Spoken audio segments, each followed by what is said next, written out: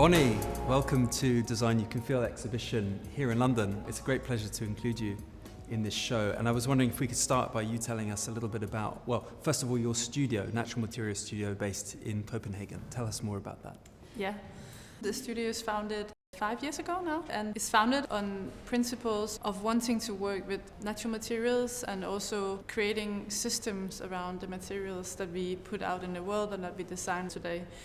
And that led me on a long journey of material research and learning a lot about biology and technicalities of materials and also production, because it's not just about finding a new formula, it's also about figuring out how we can then produce it and scale it so that we can start making exciting projects.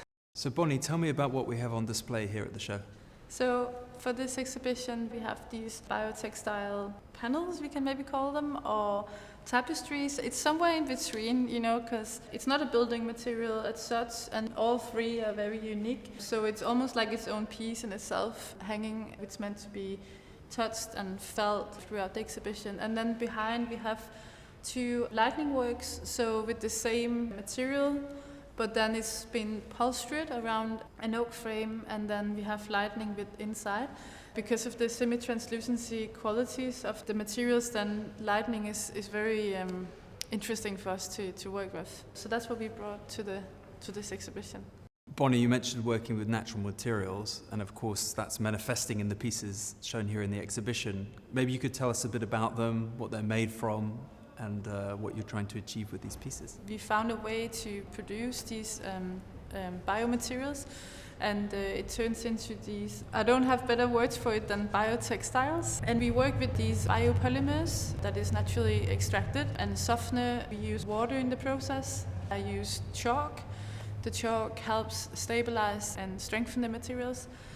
And then for colors and just experimenting and changing the whole appearance of the materials, then we work with this clay, green clay in the material, but sometimes we work with other types of fibers or particles, which changes the whole kind of aesthetic and technicality of the material as well. And then it's a casting process, and then the material dries on a flat surface some days, and then after them days we can then handle the materials as a textile.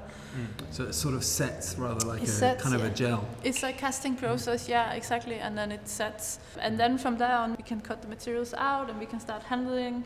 They have this very semi-translucency quality, which works really well spatially, because then the light can transfer through. And so lighting has been an ongoing research for us in many different kind of framings and ways of using light with the materials, because there's a very interesting interaction there as well. Yeah. And as part of this exhibition, we're celebrating Ceruleum, which at its very core in its development with ASUS, they were looking very much at natural materials and nature for their inspiration. Why is nature so important in the exploration of your work? I just feel like there's so many vast opportunities within the natural world. I don't want to call it resources, because it's a wrong way of thinking about what we use in the world, because we're borrowing things in the world for a period of time. There's a lot in the animal world that we can explore. There's so much to learn from natural materials. We can copy so many systems there and actually make things work a lot better and more efficient. I often think of designers working with existing materials, or maybe manipulating existing materials to create something unique. In your case, there's a sort of alchemy involved, right? So you're a sort of scientist. I think of you in a sort of laboratory scenario, working with these different materials, combining them together to create the ingredients for what we arrive with here. How much of a process has that been, a trial and error process? Has it taken you years and years of work, and presumably will continue? Yeah, I mean, that's obviously, it's made the whole process of also starting up a new studio taken probably a few more years than it does for other people, where you can just go ahead, with wood or metal or whatever you trained in. Also because when I started out, there was not so much education within material design. It came a lot from the technical part of, from the technical universities, so a bit more from an engineering side. But actually the aesthetics and all the qualities, inherent qualities in the materials and designing with them, there has not not when I started at least, but now we're starting to have more and more focus on it. So it was also very much creating something that didn't really exist. I don't know, I had this kind of drive in me when I started up that I wanted to create my own material, and nobody really understood what I was talking about, and they didn't really understand it at my design school either.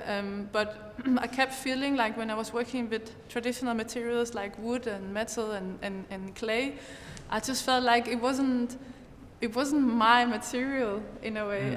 I didn't know 100% what the compositions was, and I had not invented the material. So it was a strange feeling where I felt like I wanted to know the material and everything around it myself and design from that. And and I mean that's what we today call material-driven design, because all the design is designed from the material's own technicalities and aesthetics. So they kind of led the process. Bonnie, it's great to hear about your inquisitive spirit and the wonderful work you're doing here, and of course great to include you as part of the show, so thank you. Yeah, thank you. Yeah.